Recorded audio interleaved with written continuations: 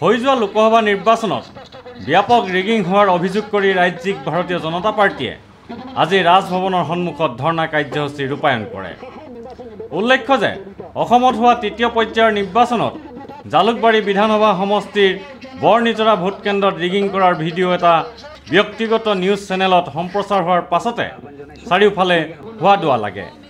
এই ৰিগিং কংগ্ৰেছ দলে কৰিছে বুলি অভিযোগ কৰে বিজেপিয়ে।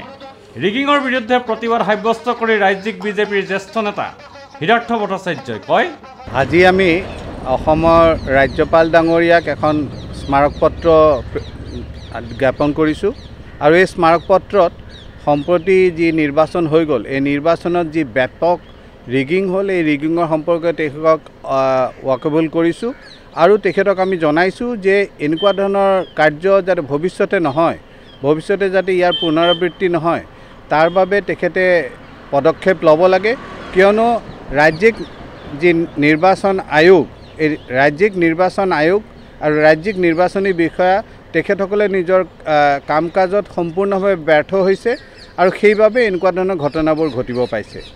ভিডিঅ'গ্ৰাফাৰজনে দৃশ্যসমূহ প্ৰকাশ কৰি ভাল কাম কৰিছে বুলিও শ্ৰী ভট্টাচাৰ্যই মত প্ৰকাশ কৰে।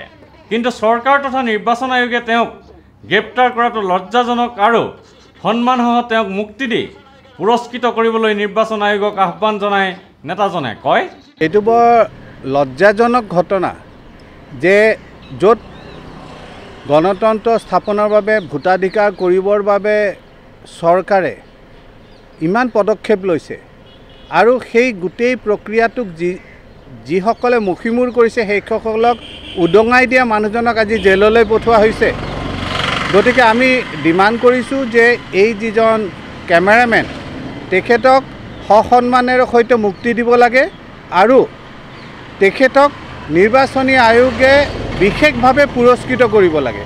বৰনিজৰা ভোটকেন্দ্ৰত পুনৰ ভোট গ্ৰহণ কৰা হৈছে আজি, কিন্তু জালুকবাৰী বিধানসভা সমষ্টিত ব্যাপক ৰিগিং হৈছে বুলি অভিযোগ কৰি শ্ৰী ভট্টাচাৰ্যই গোটেই সমষ্টিটোতে পুনৰ ভোট গ্ৰহণৰ দাবী উত্থাপন কৰে। এই সম্পৰ্কে তেওঁ কয়, ৰিপলিংটো তেখেতসকলে বৰনিজৰা যিটো কেন্দ্ৰ সেইটোত দিছে। আমি অন্যান্য এনেকুৱা ধৰণৰ যিবিলাকত আমি আশংকা কৰিছোঁ তাতো বিচাৰিছিলোঁ, তেখেতসকলে বিবেচনা কৰিম বুলি কৈছে, কিন্তু এই মুহূৰ্তত তেখেতসকলে কোনো সুদৃঢ়ভাৱে বা সঠিকভাৱে তেখেতসকলে কোনো এনেকুৱা আমাক আশ্বাস দিয়া নাই। ভিডিঅ' জাৰ্নেলিষ্ট সুশান্ত দাসৰ সৈতে অমৰদীপ গগৈ, চেণ্টিনেল নিউজ, গুৱাহাটী।